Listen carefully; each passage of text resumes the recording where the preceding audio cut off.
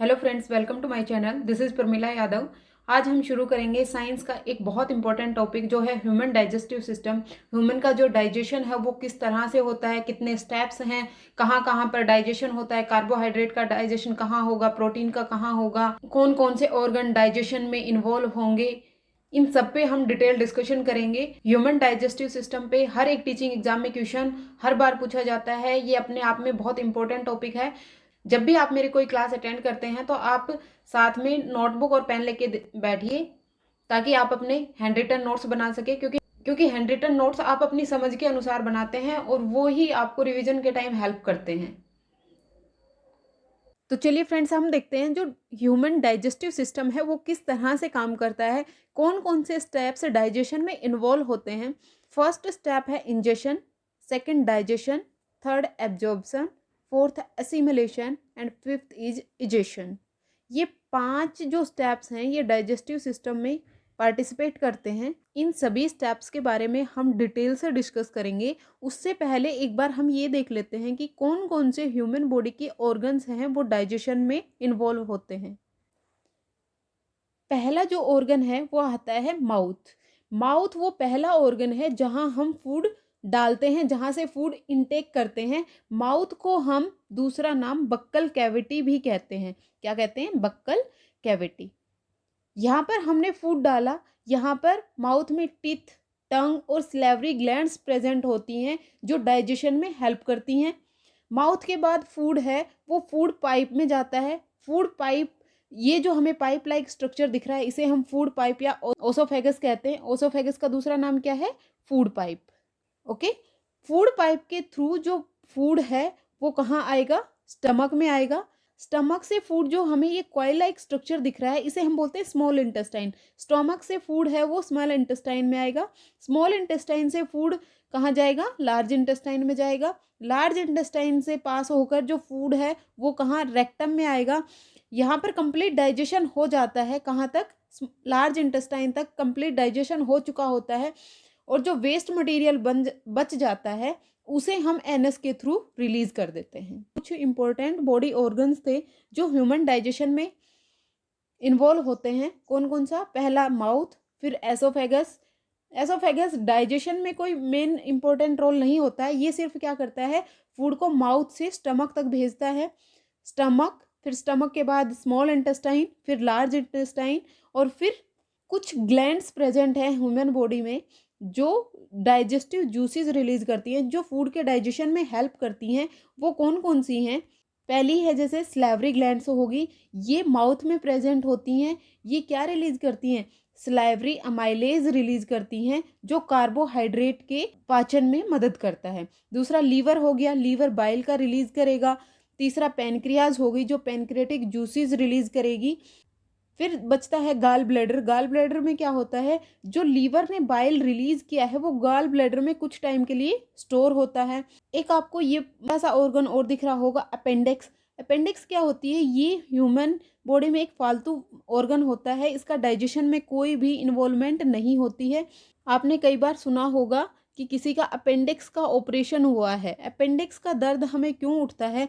जब हम खाना खाते हैं तो कुछ फूड के पार्टिकल अगर इस ट्यूब में चले गए तो वहाँ पर वो फंस जाते हैं और फंसने के बाद यहाँ पे हमें पेन शुरू हो जाता है। तो डॉक्टर के पास जाओगे तो डॉक्टर इस पार्ट को निकाल के फेंक देगा। ये पार्ट है, ये किसी काम का नहीं होता है। ये कई बार एग्जाम में पूछ लिया जाता है कि अपेंडिक्स है, इसका ह्यूमन डाइजेस्टिव सिस्टम में क्या रोल होता है? तो अपेंडिक्स का कोई भी रोल नहीं होता है।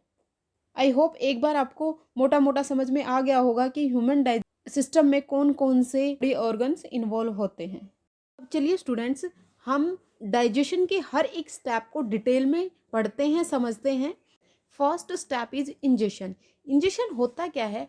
सिंपली फूड को अपने माउथ में डालना। जैसे आप इस पिक्चर में देख रहे हैं, ये लड़का गाजर को अपने मुंह में डाल रहा है। ये सिंपली एक प्रोसेस है कि फूड को आपने अपने हाथों से उठाया और मुंह में डाल लिया। इसमें कोई खास बात नहीं होती, ये बहुत ही सिंपल प्रोसेस है। सिर्फ आपको फूड उठाना है और अपने माउथ में डाल लेना है। First step complete, ingestion. Next और सबसे कॉम्प्लिकेटेड जो स्टेप है वो है डाइजेशन।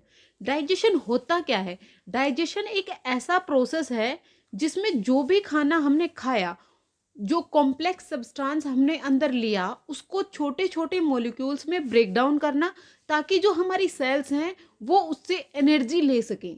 ओके, अब एलिमेंट्री कैनाल क्या है, यहाँ माउथ से लेके और एनस तक जो कंप्लीट डाइजेस्टिव जो ट्रैक है इसको हम एलिमेंट्री कैनाल कहते हैं। और जो एलिमेंट्री कैनाल है इसकी लंबाई कितनी होगी, लेंथ कितनी है, 9 मीटर की। ये कई बार फैक्चुअल क्वेश्चन पूछ लिया जाता है।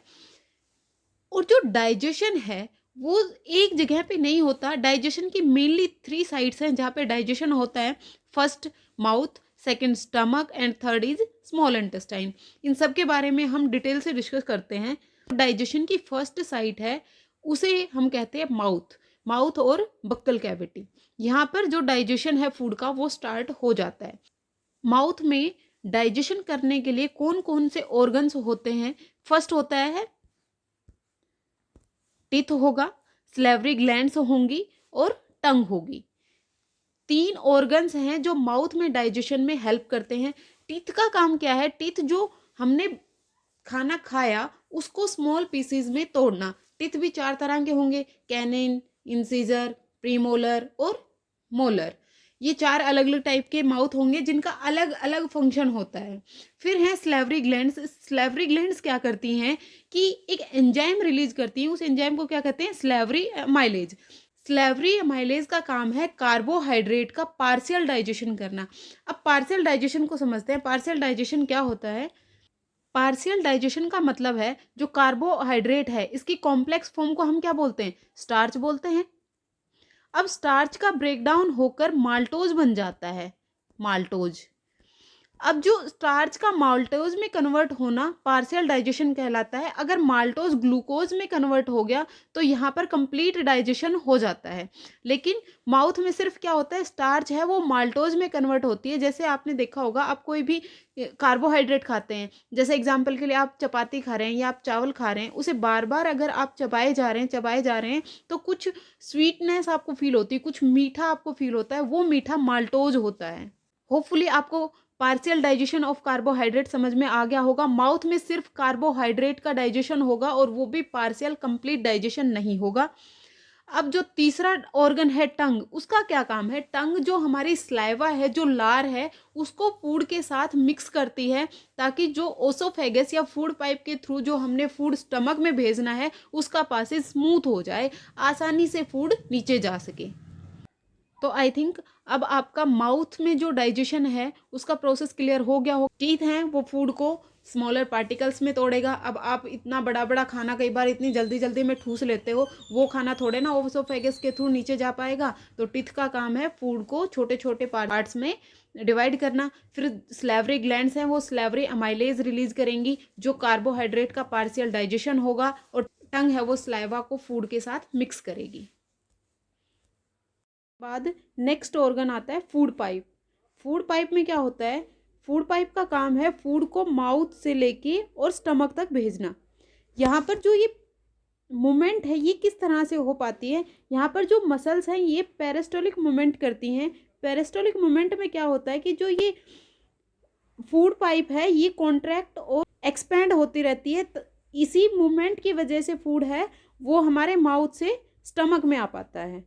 अगर हम ये माने कि इस तरह की मसल्स अगर फूड पाइप में ना होती, सिंपल एक पाइप होता, तो क्या फूड हमारा नीचे जा पाता, फूड हमारे माउथ से स्टमक में आसानी से नहीं जा पाता। इसीलिए जो ये मसल्स हैं ये रिदमिकली कॉन्ट्रैक्ट और एक्सपेंड होती रहती हैं, तो हमारा जो फूड है वो इजीली माउथ से फूड पाइप में होता हुआ स्टमक तक पहुंच जाता है।